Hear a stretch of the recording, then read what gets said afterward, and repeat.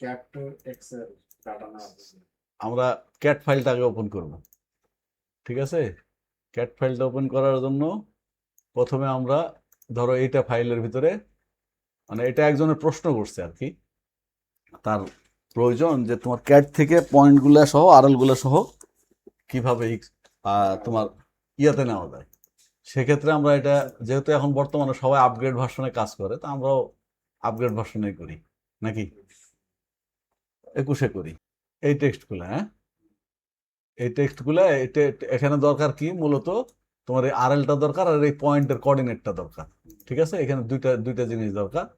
দুইটা জিনিস দরকার। এই টোপোটা করা হয়েছে, টোপোটা র ফাইল। এটাই আবার ঘুরে আমি আবার মনে ধরো এক্সেল ফাইল কারো হারাই গেছে, এটা সিএসবি তে আমরা রূপান্তর করবো আবার।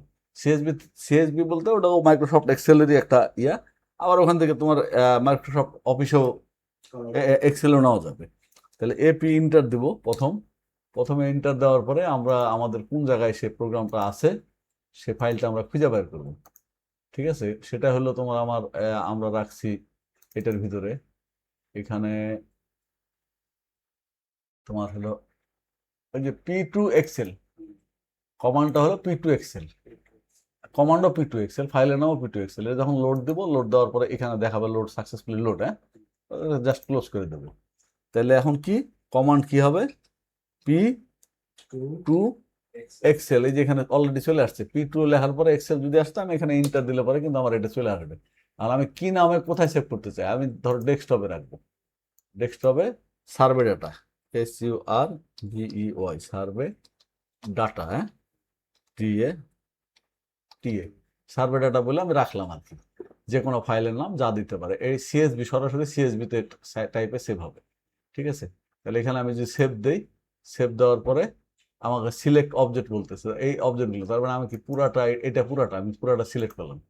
করার পরে আর কোনো কিছু করতে হবে না, খালি জাস্ট একটা ইন্টার দেব, অটোমেটিক আমার হলো ফাইল ফাইল ক্রিয়েট হয়ে গেছে। ফাইল ক্রিয়েট হয়ে গেছে, তার মানে এই যে এগুলো পয়েন্টগুলো আমার এক্সেলে, মাইক্রোসফট এক্সেলে চলে গেছে, মানে সিএসবি ফাইল হিসাবে চলে গেছে। তাহলে কোথায় গেছে? এই যে সার্ভে ডাটা, ঠিক আছে? এই সার্ভে ডাটাটা অন করলে পরে, ওপেন করলে পরে, তখন আমি এখানে এই যে আমার লিস্ট আকারে সিরিয়াল নাম্বার, নতুন সিরিয়াল নাম্বার হবে, কারণ হয়তো সিরিয়াল নাম্বার নাই। সিরিয়াল নাম্বার নর্থিং ইস্টিং, জাস্ট এটাকে তোমার হলো এখন ইয়া করে দিতে হবে, রিমার্কের একটা ঘর থাকবে যদি কিছু তার লিখতে হয়। ঠিক যে পয়েন্ট, সেই পয়েন্টের যে আরএল, সেই এলিভেশনটা এখানে সবগুলো শো করছে। এখানে যদি হাজার হাজার ফাইলও থাকে, ওই সময় 1 সেকেন্ডও লাগবে না, একবারে চলে আসবে। এটাই হলো মূল মাহিত্য। এখন যদি মনে করো যে এটাকে আমার আবার অনেকে মনে করতে পারে যে না, আমার এটা এক্সেলে নেওয়া লাগবে, এক্সেল করা লাগবে, সিএসবি ফাইল আছে, তাহলে আমি সেভ অ্যাজ যাবো। সেভ যে আমি যখন এখানে দিব, তখন এই ডাটাটা, এটাকে আমি ওই এক্সেল ওয়ার্কবুক, আমি আরেকটা ফাইল তৈরি করতেছি, ঠিক আছে? এই এক্সেল ওয়ার্কবুকে আমার এখানে সেভ হয়ে যাবে। এই যে এটা তৈরি হলো এক্সেল ওয়ার্কবুক, এটা হলো এক্সেল। এটার সিএসবি নাই, দেখো এটার মধ্যে পার্থক্য দেখতে পাচ্ছ?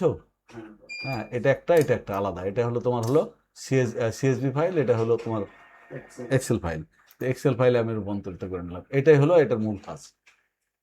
তো এটা মানে অনেক সময় অনেক ক্ষেত্রে অনেকের প্রয়োজন হয়, মানে এটা প্রয়োজন রেগুলার নাই, কিন্তু হঠাৎ করে দেখা যাচ্ছে কোনো কোনো সময় খুব মানে ইমার্জেন্সি ভাবে প্রয়োজন হয়ে পড়ে, যে কেউ একজন চাইছে যে কোনো একটা জায়গায় ডিপার্টমেন্টে বা ক্লায়েন্টের কাছে দিচ্ছে ফাইল, সফট কপি দেওয়া আছে, ওরা এখন মানে অরিজিনাল ডাটা কিনা এটা বোঝার জন্য মনে করো যে এক্সপোর্ট করতে চায়।